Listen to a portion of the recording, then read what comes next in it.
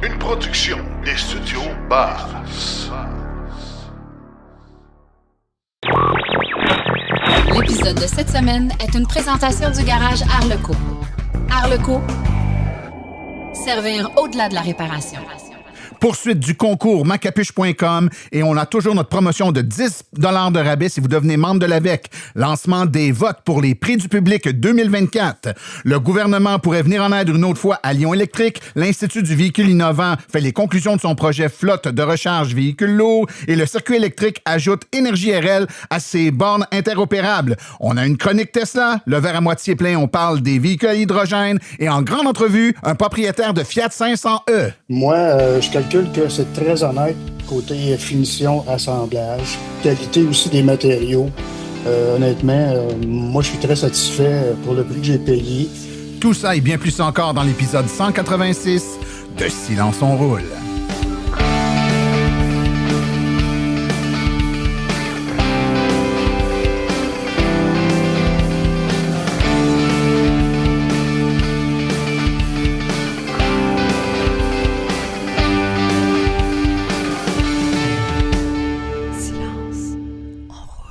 Bonjour tout le monde, mon nom est Martin Archambault et c'est avec passion et plaisir que j'anime Silence on roule, le podcast dédié 100% au transport électrique. Silence on roule est également le fier partenaire de l'Association des véhicules électriques du Québec.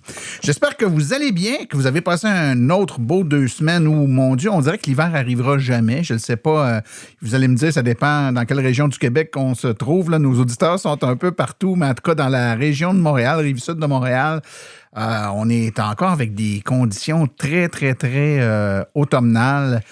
Température nettement au-dessus des moyennes normales pour la saison. On s'en plaindra pas trop, quoique c'est, comme on a déjà dit, pas nécessairement précurseur d'une très bonne tangente pour le climat. Quoi qu'il en soit, écoutez, on a eu un beau 2 semaines. C'était le salon du véhicule électrique de Saint-Hyacinthe il y a 2 semaines. Je ne sais pas si vous êtes allé faire un tour. C'est toujours un beau... Moi, je ne sais pas. C'est peut-être parce que je viens de ce coin-là de pays que j'ai une sensibilité plus grande pour ce salon-là, mais je le trouve d'une taille extraordinaire. Pas trop gros, pas trop petit, bien organisé, plein de véhicules, puis c'est les concessionnaires en grande partie qui sont là de la région de Saint-Hyacinthe avec leurs véhicules. Vraiment des belles choses. Il y avait toute une section pour les véhicules usagés aussi. On ne voyait pas ça il y a quelques années. Hein. Maintenant, il y a un très beau marché pour l'usager, puis ils ont été très bien mis en valeur lors du salon de Saint-Hyacinthe. Donc, si vous êtes allé faire un tour là-bas, ben, vous avez sans doute jeté un coup d'œil là-dessus. Plusieurs auditeurs sont venus me voir d'ailleurs. Merci réellement, on a donné des conférences là, sur vendredi, samedi, dimanche là-bas. Donc, plein de gens qui ont été renseignés sur plein de trucs. En passant, si les conférences vous intéressent, si vous êtes une ville, une entreprise, une bibliothèque municipale, peu importe, allez faire un tour là, sur notre site web dans la section conférences ou encore taper le conférence.silenceonroule.com. On a plein de conférences de disponibles. On se déplace un peu partout, puis les gens apprécient beaucoup là, ces séances d'information-là sur les véhicules électriques. On peut même vous faire des trucs sur mesure au besoin. Jetez un coup d'œil là-dessus. Moi, je vous reviens avec nos promotions. On a plein de trucs qui roulent actuellement, puis il faut en profiter. La première, si vous n'êtes pas membre de l'Association des véhicules électriques du Québec, il faut le devenir. Un beau rabais de 10 $ sur l'adhésion or ou platine actuellement. Donc, vous allez sur le site de l'AVEC, dans la section membres, là, devenir membre. Et quand vous allez remplir le formulaire pour devenir membre, il y a une case où on vous demande si vous avez un code promotionnel et vous allez écrire tout simplement silence 24, silence en majuscule 24.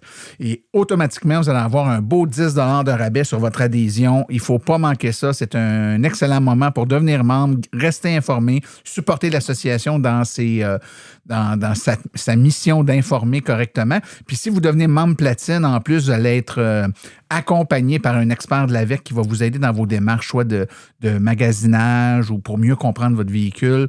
Un excellent moment pour devenir membre. Une autre promotion qui roule depuis déjà quelques semaines, c'est notre concours macapuche.com, un protège-port de recharge pour votre véhicule électrique. L'hiver va finir par arriver, donc on le sait, là, ce n'est qu'une question de temps. La neige, le grésil, la glace. Et si on veut protéger adéquatement son port de recharge, surtout sur certains modèles là, qui ont des portes et des ports un peu à design un peu plus conçus pour des endroits où il n'y a pas de neige qu'ici, ben, un des bons moyens de s'éviter des petits pépins là, d'une porte qui ouvre plus ou qui ferme plus, c'est de mettre un protège-port de recharge. Macapuche.com en a des excellents. Et on a un concours Concours qui est très simple. Hein? Vous pouvez tout simplement aller sur notre page Facebook ou taper concours.silenceonroule.com. Vous allez arriver directement dessus. C'est sur notre page Facebook. Il y a une image qui est donnée là. Il y a un petit monsieur là, qui, avec une bulle au-dessus de sa tête qui pense à quelque chose et on voit un port de recharge enneigé. Vous devez nous écrire ce à quoi peut bien penser le monsieur en question. Soyez créatif, soyez humoristique parce que pour gagner, les gens doivent aimer votre publication. Donc, vous publiez un commentaire humoristique et vous demandez à vos amis de venir sur la publication et de la, comme on dit dans le jargon, là, liker, donc aimer votre publication. Parce que plus vous allez avoir de j'aime sur votre publication, plus vous avez de chances de gagner. Les 2 publications avec le plus de j'aime vont gagner un protège port de recharge fabriqué pour leur voiture. Donc, évidemment, les gagnants devront nous dire quel modèle de voiture ils ont là, et on va leur personnaliser un protège port de recharge. Ça achève, hein, le concours se termine le 13 décembre. Donc, il ne reste pas grand temps pour participer ou aller voter pour les citations que vous trouvez les plus drôles. Donc, vous allez tout simplement au concours.silenceonroule.com et vous allez avoir accès à toute cette information. Une autre information importante que je veux vous donner aujourd'hui, dès aujourd'hui, s'ouvre la période pour pouvoir voter pour les prix du public 2024. À toutes les années, Silence on roule sonde ses auditeurs sur certains éléments là, sur lesquels on va avoir vos préférences, je devrais dire. Et encore une fois, 4 catégories dans lesquelles vous pouvez aller voter cette année. Donc, le nouveau véhicule lancé en 2024 de l'année. Évidemment, il y a des véhicules qui ont été lancés là, fin 2023, puis s'ils ont été lancés, mettons, en octobre ou en novembre, ils étaient dans la catégorie pour 2023. On a mis en 2024 uniquement les véhicules lancés en 2024 ou alors qui ont été lancés dans les derniers jours de 2023 puis pour lesquels là, il aurait été impossible de voter là, l'année passée. Donc, véhicule de l'année. Vous avez également une catégorie qui est quelle est votre grande entrevue préférée de l'année dans Silence on roule. Il y en a plusieurs qui sont nommées là et vous devez voter pour celle que vous considérez qui était la meilleure. 3e catégorie, quel est le réseau de recharge qui s'est le plus amélioré en 2024? On ne vous demande pas nécessairement le meilleur, on demande celui qui s'est le plus amélioré. Donc, vous avez tous les réseaux là, connus qui sont là et vous votez pour celui qui s'est le plus amélioré en cours d'année. Et la dernière catégorie, elle est nouvelle, celle-là, concessionnaire ou point de vente qui a, par ses conseils et ses connaissances sur les produits électriques et les informations pertinentes qu'il vous a données, mérité le titre de concessionnaire de voitures électriques de l'année. Vous avez été bien conseillé parce qu'on chiale souvent, on dit que les vendeurs, les concessionnaires ne connaissent pas toujours l'électrique, mais il y en a des bons. Il faut le dire quand il y en a des bons, il faut être capable de le souligner. C'est votre chance. Donc, vous connaissez un excellent concessionnaire automobile spécialisé dans l'électrique où vous vous êtes acheté une voiture et vous avez été bien conseillé, on vous a écouté, on vous a donné les bons conseils. C'est le temps de venir le dire et de voter pour ce concessionnaire ou ce point de vente-là, et on va lui remettre évidemment un prix. Hein. Tous nos gagnants se méritent là, un diplôme, là, un prix, et évidemment, ça leur fait une belle reconnaissance publique si vous votez pour eux, bien entendu. Donc, pour voter pour cette année, là, pour le concours des prix du public, c'est très simple. Encore une fois, vous allez sur le vote 2024.silenceonroule.com. Donc, je répète, vote 2024.silenceonroule.com et vous allez arriver directement sur la page du concours. Vous pouvez voter une seule fois, bien entendu. Donc, on attend vos votes en très grand nombre. Maintenant, aujourd'hui, on a un épisode bien garni, comme on dit. On a la chronique Tesla de notre ami Laurent Gigon. On va avoir une autre chronique, Le verre à moitié plein de Daniel Rochefort, couleur écologique un peu plus. Et on a en grande entrevue un propriétaire de Fiat 500e. On dit souvent qu'il n'y en a pas des petites voitures électriques. Ben oui, il y en a une. Au moins, il y en a une. La Fiat 500e. Et on a Jean-François Laventure qui vient nous parler là, de son véhicule, ce qu'il en pense depuis qu'il en a pris possession. Donc, les gens pour qui ça turlupine peut-être l'idée d'acheter ce petit véhicule électrique très intéressant. Notre ami Jean-François va nous parler de ça en détail dans quelques instants. Mais sans plus tarder, je vous invite à venir écouter avec moi les actualités dans le monde de l'électromobilité. Vous voulez des produits qui permettront d'augmenter la valeur de revente de votre véhicule? Chez Précision PPF Vitres teintées, nous sommes à votre service depuis 2015. Nos maîtres installateurs sont tous certifiés et ont plus de 17 ans d'expérience dans le domaine. Nous offrons un service de qualité inégalé quant à la protection par pierre, les soins nanocéramiques ainsi que les vitres teintées. Notre pellicule par pierre ultra résistante est invisible et conservera l'intégrité de votre véhicule tout en prévenant la rouille et en protégeant la peinture contre les débris de la route. Notre traitement nano-céramique possède un puissant effet hydrofuge et il préserve l'éclat et la brillance de votre peinture pour en faciliter l'entretien. Que ce soit pour votre voiture, votre résidence ou votre commerce, Précision PPF Vitre teintée est là pour vous offrir la multitude d'avantages qu'offre la teinte de vitre.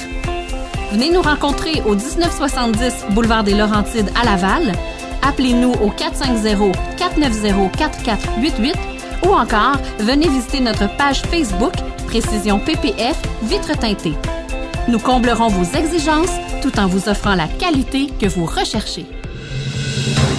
Les actualités sont une présentation de Bourgeois Chevrolet, le spécialiste du véhicule électrique au Canada. Contactez-nous au bourgeoischevrolet.com ou au 450-834-2585. Un peu plus d'un an après avoir accordé un prêt de 98 millions de dollars à Lion Électrique en collaboration avec Investissement Québec, le Fonds de solidarité de la FTQ et Fonds d'Action, la ministre de l'Économie, Christine Fréchette, se dit prête à remettre la main dans sa poche pour soutenir l'entreprise. Toutefois, cela ne se fera pas si les investisseurs privés ne s'engagent pas également. Parmi ses principaux investisseurs privés, on note entre autres Marc Bédard, qui est le PDG de l'entreprise, Power Sustainable, ainsi que la firme XP&D Capital d'Alexandre Taillefer. Il y a un mois, Lion Électrique, 3 mois après avoir obtenu un prêt de 7,5 millions de dollars de Québec, cherchait à vendre certains de ses actifs pour améliorer sa liquidité et renforcer sa situation financière. L'action de Lion Électrique a perdu près de 98 % de sa valeur depuis son entrée en bourse. Et vendredi, il y a 2 semaines, elle était cotée à 47 cents, loin du sommet de 25 $ atteint en 2021.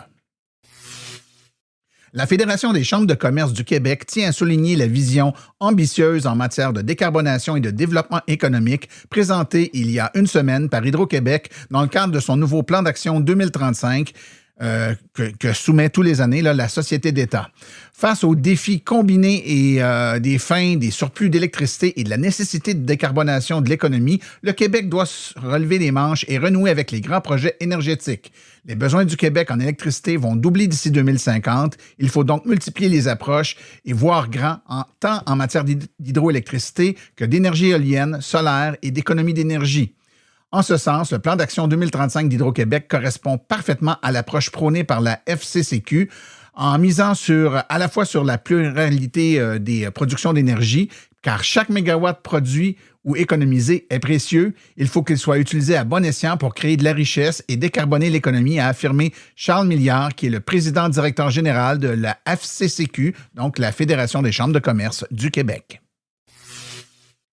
Le constructeur vietnamien de véhicules électriques VinFast vient d'obtenir de nouveaux financements pour poursuivre ses activités.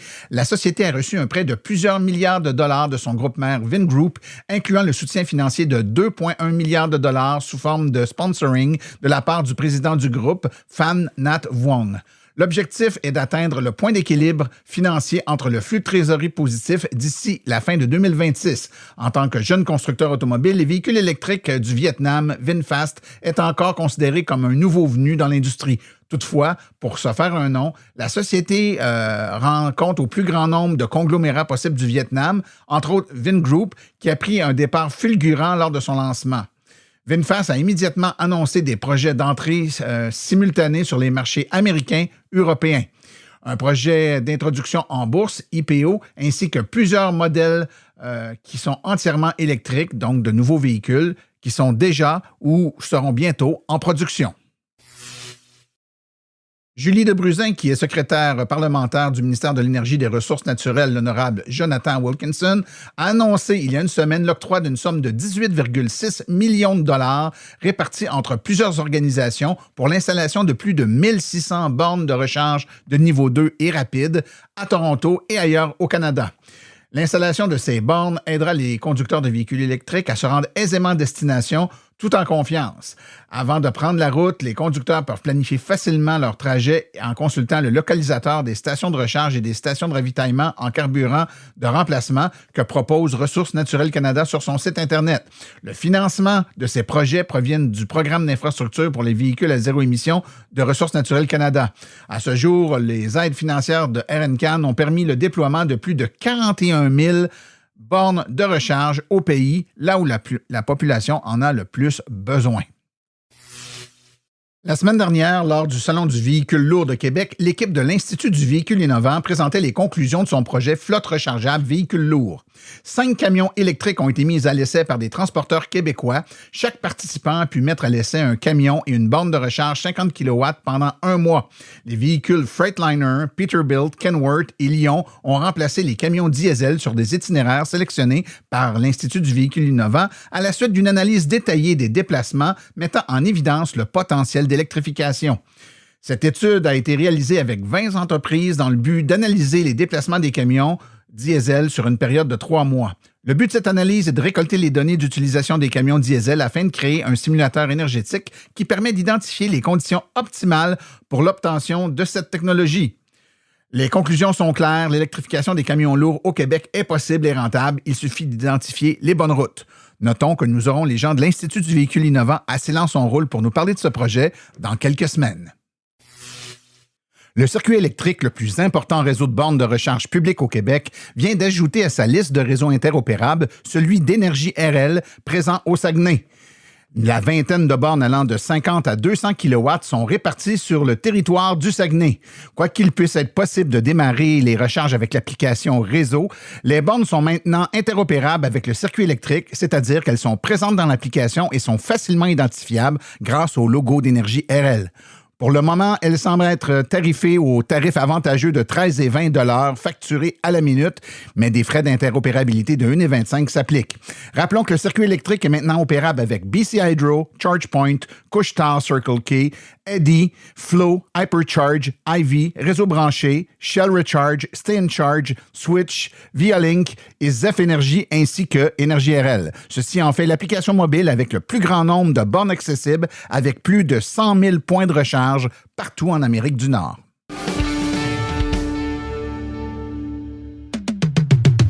Vous aimeriez avoir une conférence par des vrais professionnels des voitures électriques? Faites confiance aux conférences de Silence-on-Roule. Nous avons une panoplie de conférences allant de 30 minutes à 90 minutes.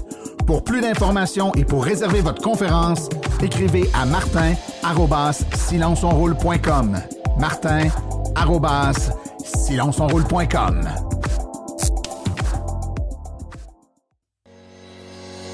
La chronique Tesla est une présentation de NextDrive, un réseau d'ateliers pour une nouvelle génération de véhicules. Confiez l'entretien et la réparation de votre VE à des techniciens certifiés et propulsés par NAPA. How do you plan a business where you know the rocket business, you know some of these things are going to blow up on the launch pad? How does the business plan work? I don't really have a business plan. Chronique Tesla avec Laurent Gigon. L'administration Trump prévoit de supprimer le crédit d'impôt fédéral de 7 500 $ destiné à encourager l'achat de véhicules électriques. Cette décision rapportée par Reuters s'inscrit dans une volonté plus large de réduire l'intervention gouvernementale dans l'industrie automobile, un principe souvent mis de l'avant par le nouveau président Donald Trump lors de sa campagne présidentielle. Si cette suppression représente un frein dans la transition vers les véhicules électriques aux États-Unis, elle pourrait également avoir des conséquences variées pour les fabricants. Là où la plupart pourraient souffrir de cette perte, Tesla semble en bonne position pour tirer profit de ce nouveau contexte. Elon Musk a toujours affirmé que Tesla n'avait pas besoin d'incitatifs gouvernementaux, même si sa marque en a largement bénéficié par le passé. Cependant, Tesla est en effet moins dépendant de ces incitatifs. La marque bénéficie déjà d'une forte notoriété, d'un réseau de distribution intégré qui lui est propre, et des marges bénéficiaires plus élevées grâce à ses économies d'échelle et son contrôle total sur sa chaîne de production. Elon Musk a également déclaré que Tesla pourrait lancer prochainement sa nouvelle plateforme de véhicules à un prix compétitif sous la barre des 30 000 $ américains, même sans subvention. Cette stratégie permettrait à Tesla d'attirer un public encore plus large tout en conservant sa compétitivité. En revanche, des entreprises comme General Motors, Ford ou Rivian dépendent largement des incitatifs pour rendre leur modèle de véhicule électrique financièrement attractif. Ces constructeurs sont encore en phase de transition vers la production massive de véhicules électriques et subissent des coûts de production élevés qui peinent à atteindre la rentabilité sans incitation fiscale. L'absence de ces subventions pourrait ralentir leur développement et freiner leur vente, accentuant l'écart avec Tesla. Dans ce nouveau cadre, Tesla pourrait non seulement maintenir sa position dominante, mais aussi creuser l'écart avec ses concurrents. Sa capacité à produire en masse des véhicules électriques accessibles, alliée à son avance technologique et sa maîtrise des coûts, pourrait lui offrir un avantage décisif dans un marché sans subvention. Paradoxalement, alors que la suppression des incitatifs vise à limiter l'intervention du gouvernement dans un secteur, elle pourrait consolider la suprématie de Tesla au détriment des autres fabricants de véhicules électriques.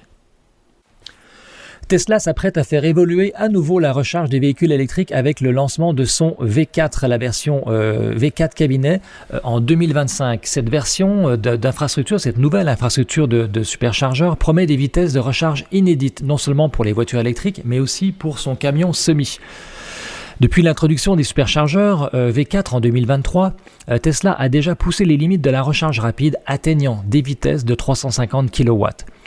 Bien que ses performances surpassent les générations précédentes, les gains par rapport au V3 étaient modestes car le V4 a principalement été conçu pour prendre en charge des architectures à haute tension de 400 à 1000 volts. Cependant, ces technologies sont encore peu répandues dans le marché des véhicules électriques actuels. La V4 a aussi marqué une évolution dans l'infrastructure, un design simplifié et des câbles plus imposants et destiné à accueillir non seulement les véhicules Tesla mais aussi ceux d'autres marques. Cela s'inscrit dans l'effort de Tesla d'ouvrir son réseau de superchargeurs à tous les véhicules électriques, créant une expérience de recharge universelle. La version V4 promet de combler les lacunes actuelles en matière de recharge rapide. Il introduira des vitesses records jusqu'à 500 kW pour les voitures et un impressionnant 1,2 MW pour le semi. Une avancée sans précédent pour les camions électriques. À titre de comparaison, les premiers superchargeurs lancés par Tesla en 2012 n'offraient que 90 kW de puissance. Pour les modèles phares de Tesla, la modèle S3, X ou Y, les bornes actuelles V3 permettent déjà des vitesses de 250 kW sur une recharge de 200 000 ou 320 km en seulement 15 minutes. Avec la version V4, ces temps pourraient être encore réduits avec des architectures plus avancées. Tesla a confirmé que les premiers cabinets V4 seront opérationnels dès 2025. Bien que les emplacements exacts n'aient pas encore été annoncés, des permis sont déjà en cours pour plusieurs sites. Si les premiers V4 ont vu leur jour en Europe, Tesla n'a pas précisé si le lancement de nouveaux cabinets V4 débutera aux États-Unis ou ailleurs. Depuis ses débuts, Tesla a fait de la recharge rapide une priorité stratégique. Aujourd'hui, le réseau de superchargeurs reste un atout clé pour les propriétaires de Tesla, offrant non seulement des vitesses inégalées, mais aussi une fiabilité et une accessibilité sans pareil. Alors que d'autres fabricants de VE accèdent désormais à ce réseau, Tesla met à jour ses bornes pour s'adapter aux besoins variés des différentes architectures de véhicules électriques concurrents. Avec la version V4, Tesla s'assure de rester à la pointe de la technologie tout en renforçant son avantage concurrentiel sur le marché des véhicules électriques.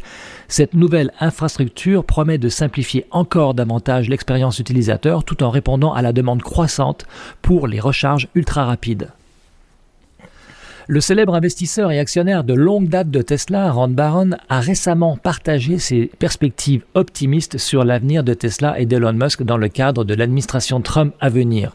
Selon lui, Tesla pourrait atteindre une capitalisation boursière de 5 trilliards d'ici une décennie, soit 5 fois le prix actuel. Un chiffre ambitieux, mais qui reflète sa confiance en la stratégie de l'entreprise. Lors d'une entrevue sur CNBC, Ron Baron a révélé que Tesla représente déjà environ 10% des actifs de Baron Capital, tandis que SpaceX en constitue 5%. L'investisseur, connu pour son approche à long terme, a souligné son optimisme quant au potentiel de Tesla. Cependant, il a noté qu'Elon Musk est encore plus ambitieux. Elon, lui, croit qu'à long terme, l'entreprise pourrait valoir 30 trilliards, a déclaré Baron. Ces prédictions interviennent alors que Tesla a connu un regain de dynamisme en bourse. Dans son rapport financier du troisième trimestre, l'action a dépassé les attentes et amorcé une montée en flèche. En novembre seulement, après l'élection de Donald Trump, le titre a grimpé de 25%, consolidant sa position sur le marché. Actuellement, Tesla affiche une capitalisation boursière de plus de 1 trilliard. Pour Ron Baron, ces résultats ne sont qu'un début. Bien qu'il ait vu ses investissements dans Tesla croître de manière spectaculaire au fil des ans, il reste résolu à conserver ses actions à long terme. La prévision de 5 trilliards de dollars repose sur les plans d'expansion ambitieux de Tesla qui s'étendent bien au-delà des véhicules électriques. La diversification de l'entreprise dans les domaines des énergies renouvelables, des batteries et même de la conduite autonome joue un rôle clé dans cette vision. Ron Baron, connu pour sa patience et son approche axée sur le long terme, incarne la confiance des investisseurs dans Tesla et sa direction.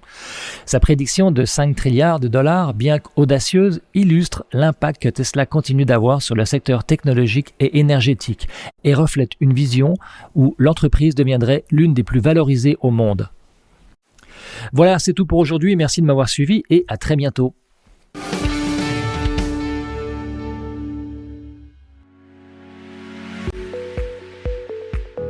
Vous venez de faire le saut vers l'électrique et songez à vous procurer une borne de recharge à la maison ou au chalet? Depuis plus de 65 ans, Hydro-Solutions est une entreprise québécoise de confiance. Vous les connaissez pour les chauffe-eau, mais ils offrent également un service clé en main de location ou d'achat de bornes de recharge, incluant l'installation professionnelle. C'est définitivement l'avenue à privilégier afin de faire affaire avec une entreprise d'expérience qui s'occupera de tout. Demandez dès aujourd'hui une soumission en ligne gratuite et sans engagement au www.hydrosolutions.com. Choisissez parmi plusieurs marques reconnues comme Flow, Heavy Duty, Grizzly et Wallbox.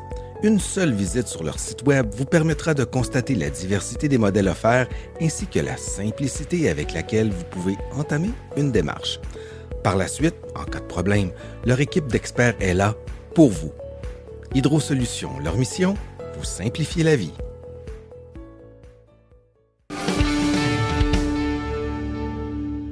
S'il y a bien quelque chose qu'on a décrié souvent à Silence on roule, c'est le manque, dans le marché en général, de petites voitures, particulièrement dans le domaine de la voiture électrique. Mais il y en a une en tout cas, la Fiat 500e. Et pour en parler, j'ai avec moi un propriétaire de cette magnifique voiture, Jean-François Laventure. Bonjour. Bonjour Martin. On va commencer par se présenter. Hein? Donc, Jean-François Laventure, est-ce que la Fiat 500 est votre première voiture électrique et vous l'avez depuis combien de temps? Bon, moi, c'est ma première voiture électrique. Par contre, c'est pas ma première Fiat. C'est peut-être ça qui peut être la nuance là, dans l'histoire. J'ai toujours eu des véhicules à combustion, à essence auparavant, mais j'avais vraiment, vraiment hâte de passer à l'électrique. Et je suis un gars un peu beaucoup technologique, donc on sait que les véhicules électriques et technologie, ça va pas mal ensemble aussi. Oui. Et puis, ça m'amène peut-être à poser la question à ce moment-là. Combien de temps ça fait que vous l'avez, la Fiat 500e? Je l'ai eu début juillet. OK. Juste avant nos vacances. Donc, ça fait quelques mois déjà. Pourquoi avoir choisi la Fiat 500e? Est-ce que c'est parce que vous aviez des Fiat à essence avant puis vous aimiez la marque? Est-ce qu'il y a une raison? Est-ce que c'est son format? Qu'est-ce qui a fait que vous êtes allé vers une Fiat 500e? Je te dirais que la principale raison, c'est son prix, honnêtement. Et ce qui a aidé aussi à aller vers Fiat, c'est que j'ai déjà eu 2 Fiat auparavant à essence. Donc, j'ai passé plusieurs années en Fiat. Et dernièrement, juste avant le 500e, j'avais un Kia Soul là, qui, lui, je regardais chez Kia parce que c'est un très bon produit, Kia. Et on a quand même des bons produits au niveau électrique, mais au niveau du prix, mais ça convenait pas du tout là, à mon budget. Là. Fait que à ce moment-là, je m'étais dit, on va attendre la fin de la location. J'étais en location. Puis on verra à ce moment-là, mais là, ça a donné un peu après les rabais puis tout ça. Puis honnêtement, j'avais hâte de passer à l'électrique. Puis là, quand j'ai vu que Fiat sortait la 500e, la rendait disponible, et surtout qu'il y en avait, là, livraison, quand tu la veux, demain, après-demain, pas de problème, les côtes à pleine, en juillet. Donc, c'était pas une problématique et le prix était vraiment, vraiment intéressant. Ouais. Pour la petite histoire, pour les gens qui sont un peu moins familiers avec la marque Fiat, la Fiat 500e, donc le E pour électrique, là, est relativement nouveau, mais la Fiat 500, ça fait 67 ans que ça existe. Hein? C'est pas un modèle qui, évidemment, il a évolué au fil du temps, là, mais 67 ans et Fiat, comme tel, ça fait 125 ans que ça existe. Donc, on n'est pas dans un manufacturier qui est à ses premières armes en fabrication de voitures. Donc, on a une valeur sûre au niveau de la fabrication, la fabrication de voitures en tant que telle. Dans l'électrique, c'est un peu plus récent quand même, mais tout de même, le modèle Fiat 500, 67 ans. Est-ce que vous avez fait un essai avant d'acheter le véhicule? Est-ce que vous l'avez essayé simplement chez le concessionnaire ou de quelle façon vous avez procédé pour l'achat? J'ai essayé vraiment la Fiat 500e. J'avais essayé aussi chez Kia des modèles électriques, là, juste parce que pour pas que ça soit un premier véhicule électrique que j'essaie. Après mes essais chez Hyundai Kia, je suis allé vers Fiat pour essayer la 500e. J'ai pris le temps de l'essayer. Une bonne demi-heure, je te dirais, là, avec des parcours que je fais quotidiennement, puis à l'occasion aussi, là. Donc, j'ai eu une bonne idée. Puis j'avais déjà un bon background, si on veut, avec Fiat. Fait que je pouvais quand même comparer avec des modèles à essence là, au niveau du comportement, de la puissance. C'était très confortable, comme les autres étaient aussi. J'ai même remarqué comparativement à ma première Fiat, qui était pas la. J'ai eu une Abarth, là, qui, pour les gens qui connaissent Fiat, là, c'est vraiment le modèle de performance en 60 forces puis tout ça, qui est plus sportif. Mais le modèle que j'ai eu avant, je te dirais qu'il est un petit peu, c'est un lounge qui est un petit peu dans la même lignée que la 500e que j'ai aujourd'hui. OK. À ce moment-là, j'ai quand même vu que, bon, avec l'électrique beaucoup plus puissant, et aussi, j'ai trouvé que le comportement routier était meilleur. Donc, c'était mieux balancé comme véhicule, là. Probablement à cause de la pile en dessous qui donne un certain poids. Mais j'ai vraiment été agréablement surpris du modèle de la 500e. Le fait que vous passiez d'une Kia Soul, qui est quand même un véhicule qui est assez... il y a de l'espace, là, c'est quand même passablement plus grand. Est-ce que la taille de la 500e était quelque chose qui a été difficile à... C'était une pilule difficile à accepter ou pas du tout? Vous êtes à l'aise avec une petite voiture? Parce que c'est très petit, là, une Fiat 501. Pour les gens qui ne l'ont pas vu, là, on est dans le petit véhicule. Une chance en 2024, elle est un petit peu plus grande que les modèles que j'ai eus. Déjà là, ça aide un petit peu et ça paraît. J'ai trouvé que ça paraissait au niveau sur la route, coup d'œil aussi. Je trouvais que quand j'en croise là, d'anciennes générations qui ne sont pas des je vois que ça a l'air un petit peu plus petit. Mais les autres Fiat que j'ai eus, c'était des décapotables. Donc, décapotables, moi je disais, j'ai 2 coffres à gants, là, j'en ai un en arrière. Dehors, puis j'en ai un en avant parce que vraiment, avec le toit là, ouvert, il restait pratiquement plus de place, là. Bon, l'été, on dit qu'on peut toujours récupérer le toit pour rentrer des objets dans l'auto. Mais bref, ce qui a aidé aussi, c'est que dans la 500e actuelle, actuellement, il n'y a pas de décapotable d'affaires. En Europe, ils l'ont. Mais ici, en Amérique du Nord, Canada, c'est un modèle de Fiat, c'est la 500e Red qui est offerte. En 3 couleurs, fait que on n'a pas beaucoup de choix. Et en ayant un haillon, si on veut, et non un décapotable, ce que je perdais dans les autres véhicules Fiat, je le regagnais aussi avec ce modèle-là en espace. Et oui, c'est sûr qu'au niveau du sol, j'étais vraiment gâté, j'avais beaucoup d'espace. Mais les besoins changent aussi avec les années. Et là, c'était comme un bon compromis. C'est correct, oui. Si on parle de la recharge de ce véhicule-là, donc, la recharge à la maison sur une niveau 2, le véhicule peut se charger jusqu'à 11 kW, si je ne m'abuse, ce qui est quand même mieux que bien d'autres véhicules, même plus gros en termes de recharge niveau 2. Et en termes de recharge rapide, est-ce que vous l'avez essayé? Comment ça se passe? Excellent. Honnêtement, c'est sûr qu'à la maison, j'ai une borne de niveau 2 là, qui est limitée actuellement à cause de l'ampérage. C'est plus sur mon côté, là, au niveau de l'électricité. Là, la ligne électrique qui sera au garage ne supporte pas plus que 20 ampères. Là, mais pour moi, c'était quand même pas dramatique. Mais les charges les bornes de niveau rapide, si on veut public, ça va très bien. Jusqu'à 84 kW, je crois qu'elle accepte. C'est ça, 84-85, si ma mémoire est bonne. Et j'ai eu à m'en servir, surtout en voyage, parce que peut-être quelque chose que j'aimerais mentionner, c'est que oui, pourquoi je suis allé vers un véhicule électrique petit comme ça, par rapport à mon budget, ça me convenait, et aussi mes habitudes, parce que moi, je fais 10 à 20 km par jour pour le travail. 51 semaines par année, puis une semaine par année, on descend à Cape Cod, par exemple. Là, donc, j'ai dit, moi, là, les 51 semaines, je suis capable de vivre avec l'autonomie qui est plus réduite parce que mon véhicule passe plus de temps dans le garage que sur la route. Donc, moi, c'était pas un enjeu de vitesse de charge ou d'autonomie. Justement, puis tu m'ouvres la porte pour ça.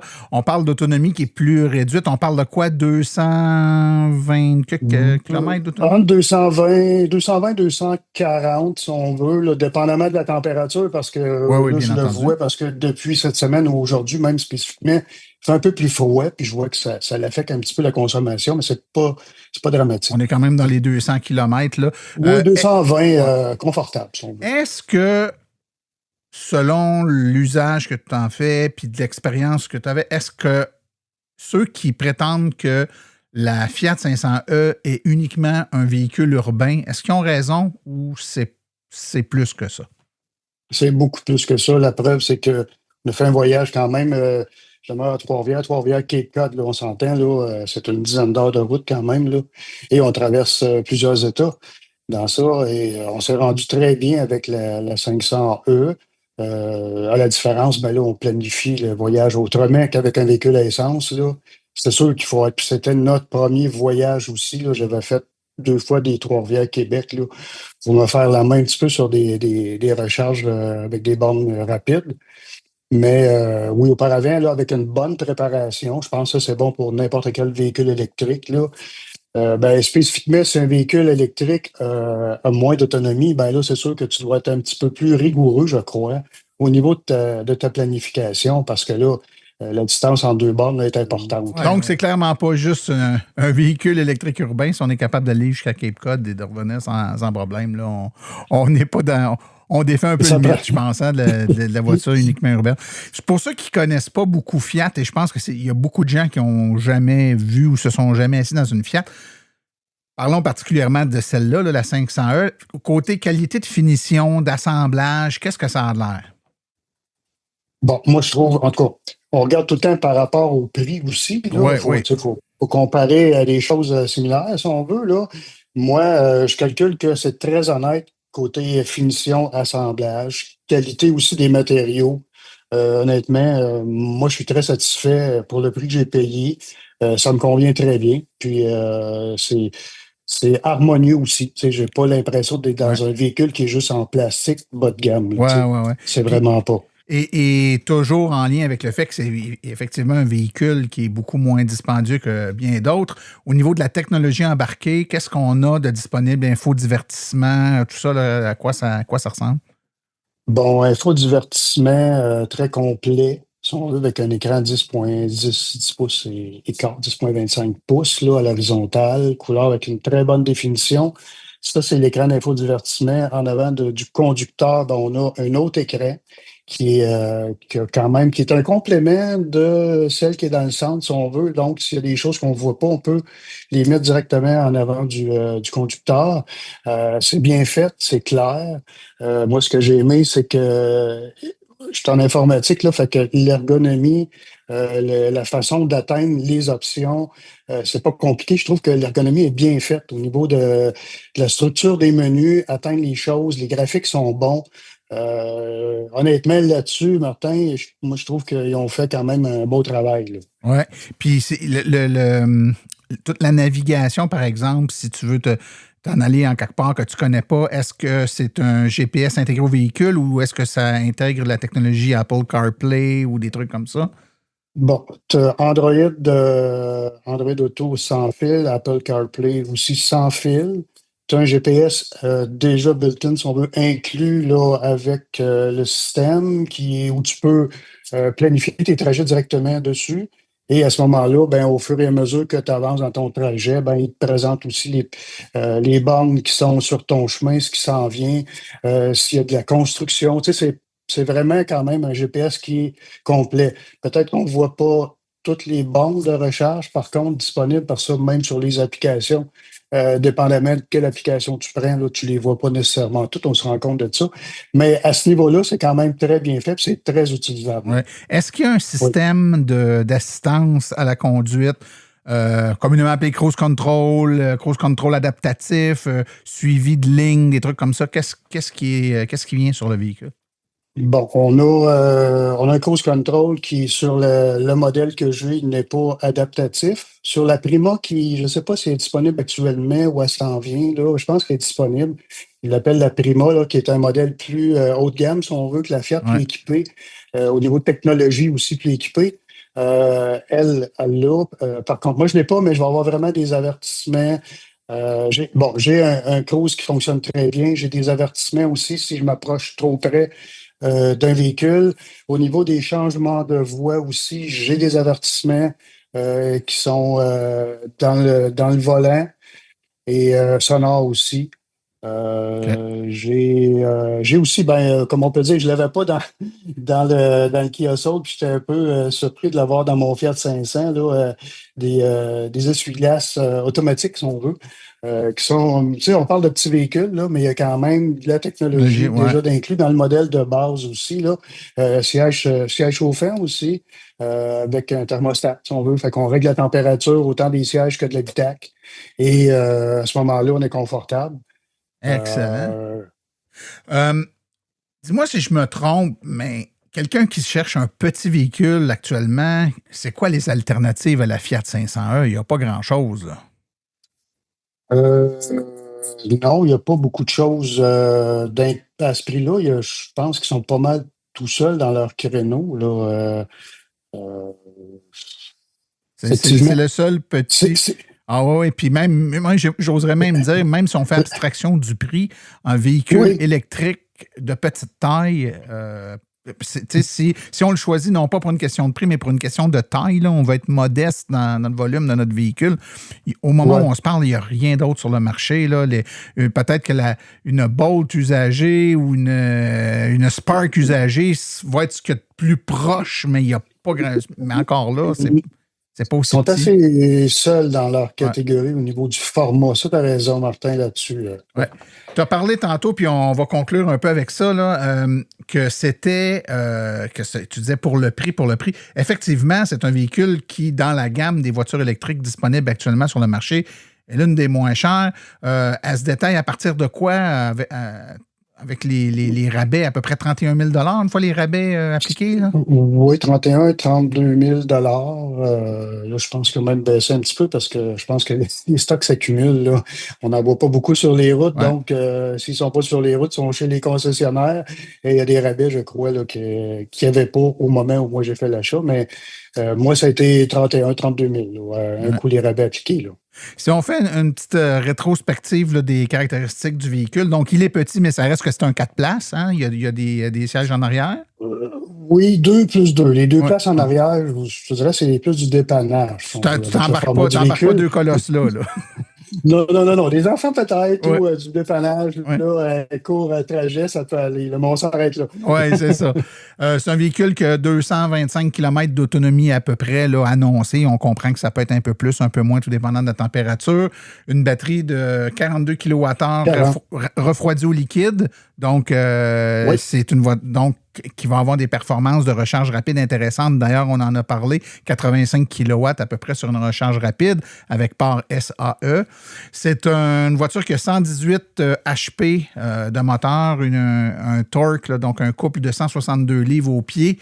Compatible CarPlay, Android Auto, sans fil dans les 2 cas. Le chargeur embarqué, c'est un chargeur de 11 kW. Et le cargo, il est tout petit, évidemment. La voiture est petite, donc on parle de quoi? 8 pieds cubes à peu près de cargo dans la voiture, ce qui est petit, mais quand même qui est intéressant. Oui, avec les sièges qui se couchent aussi en arrière, on récupère quand même de l'espace. Là, oui.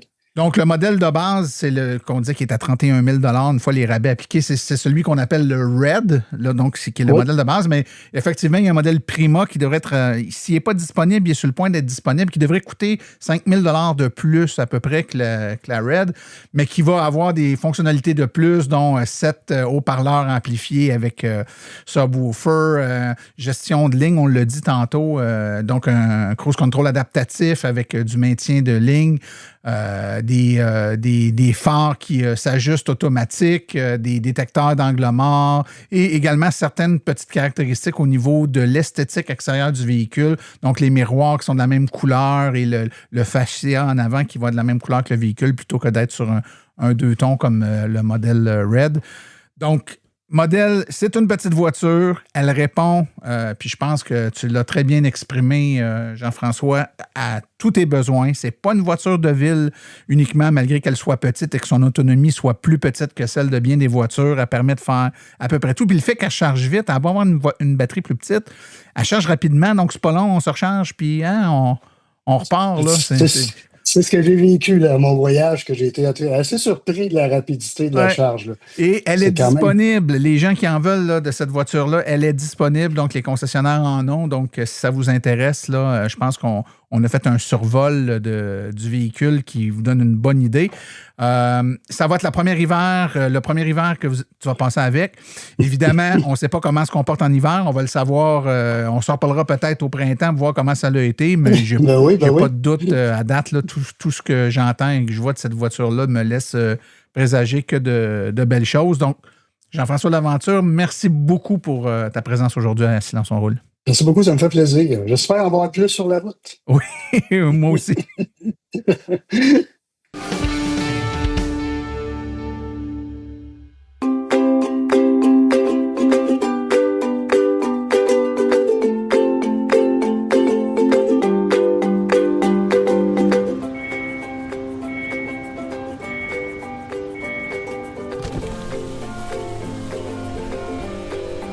C'est vrai que ça brise moins, mais il y a quand même un minimum d'entretien à faire sur nos voitures électriques. Quand est venu le temps de faire l'entretien de mon véhicule, j'ai choisi de faire confiance à l'équipe d'Arleco plutôt que le concessionnaire. Ça fait maintenant 3 générations que cette entreprise familiale chouchoute nos voitures et ils ont été parmi les premiers à s'engager activement dans l'électrification des transports tout en adoptant des procédures et des produits sains pour l'environnement. Avec ses techniciens spécialement formés à l'entretien et réparation des voitures hybrides et électriques, Arleco nous offre aujourd'hui la même qualité de service sur nos VE qu'elle a toujours livré depuis bientôt 40 ans.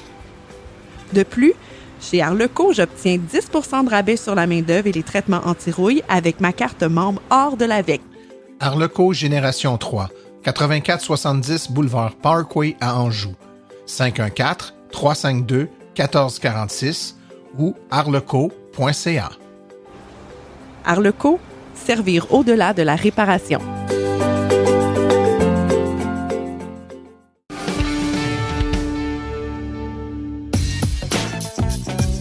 La chronique Le verre à moitié plein est une présentation de Roulon électrique, une campagne du gouvernement du Québec coordonnée par Équiterre.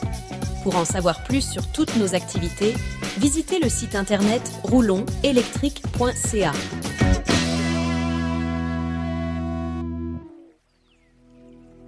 Chronique Le verre à moitié plein avec Daniel Rochefort.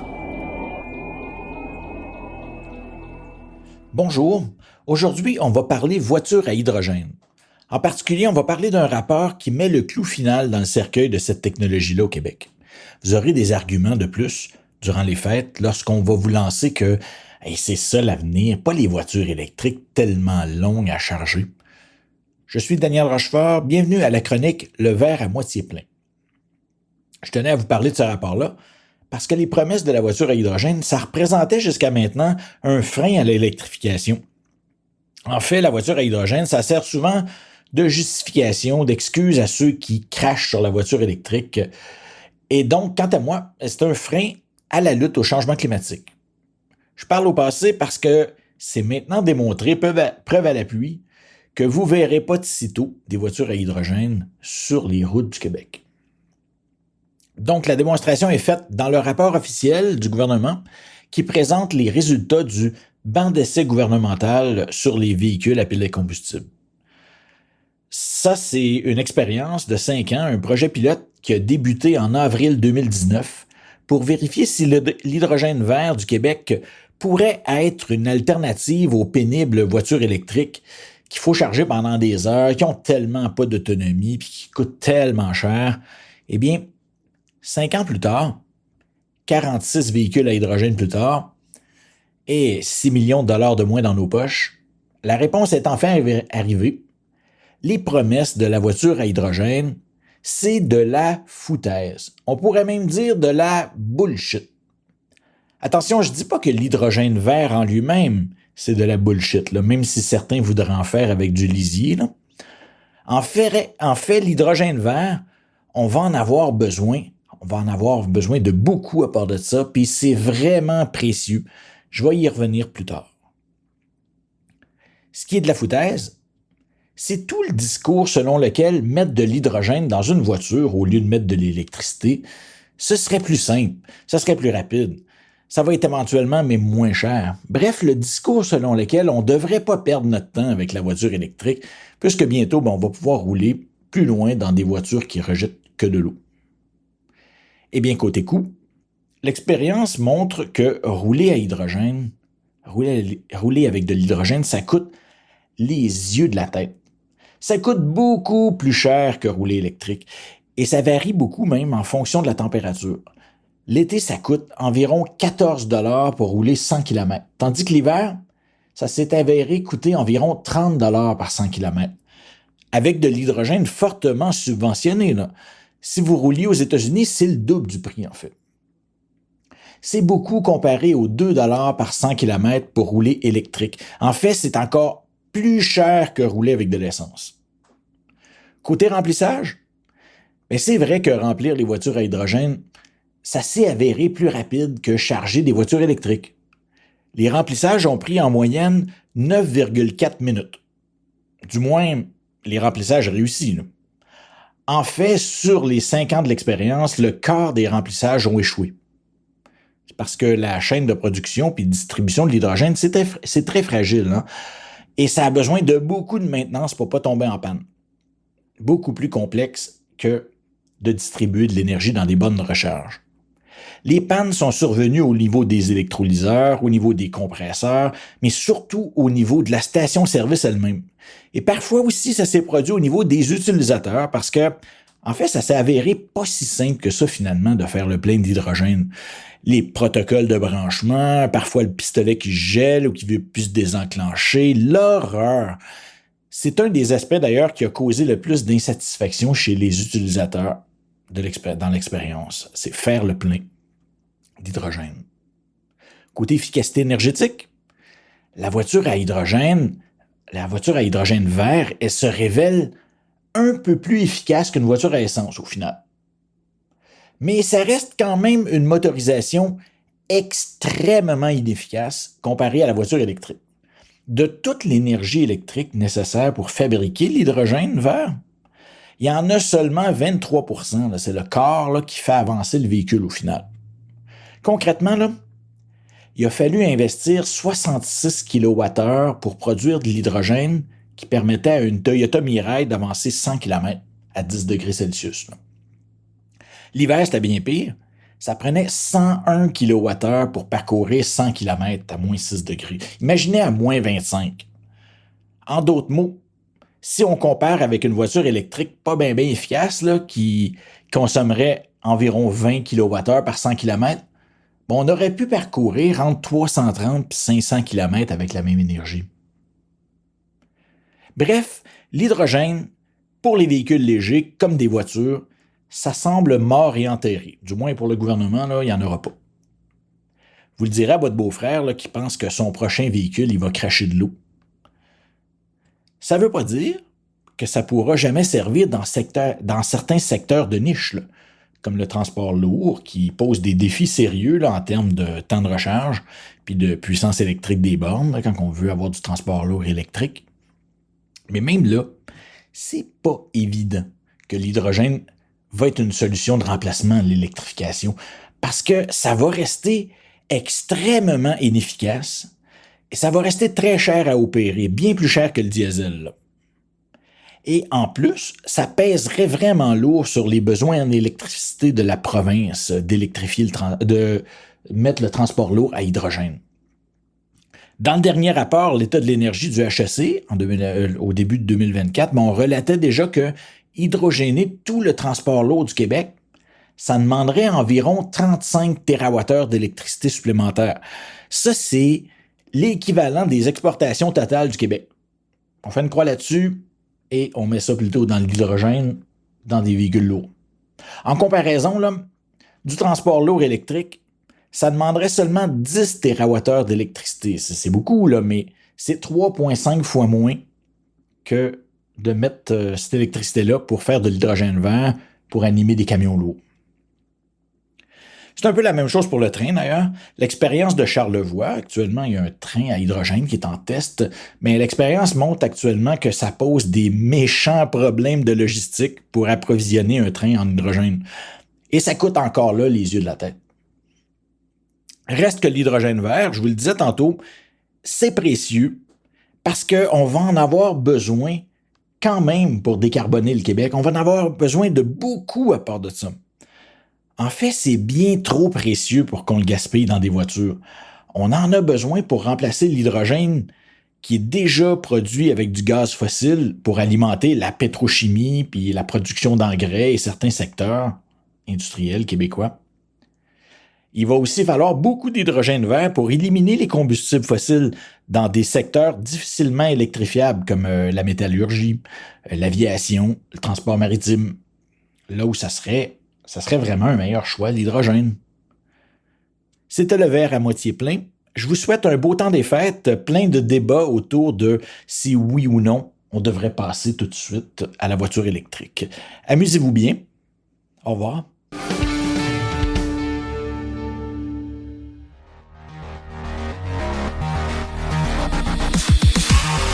Les parcs de véhicules devront s'électrifier. Et qui pense électrification d'un parc de véhicules pense à Fizz Électrique Énergie Intelligente. Voilà une entreprise qui prêche par l'exemple. Elle est elle-même une entreprise zéro émission avec sa flotte 100% électrique. On ne parle pas juste d'installateurs d'équipements ici. On parle d'une entreprise qui a été parmi les premières à s'électrifier. Elle a donc le vécu et l'expérience pour vous accompagner et ce de façon réaliste et adaptée. Avec presque 2000 installations de bornes électriques depuis 2012, Fizz possède à son actif plusieurs projets majeurs en déploiement de parcs d'autobus scolaires, de véhicules lourds, de véhicules légers, ainsi que plusieurs sites de concessionnaires. Vous serez accompagné de A à Z dans vos projets, de l'étude de besoins à la conception, l'installation et la vérification des stations. Les meilleurs produits répondant à vos besoins vous seront proposés. Détentrice d'une licence de maître électricien délivrée par le CEMEC, d'une licence RBQ d'entrepreneur général et d'une certification MERN accompagnateur en gestion de l'énergie et électrification d'un parc de véhicules, ne perdez plus de temps, c'est Fizz et son équipe qui s'occupent de vos travaux. Contactez le FIZE.ca ou par courriel info@fizz.ca.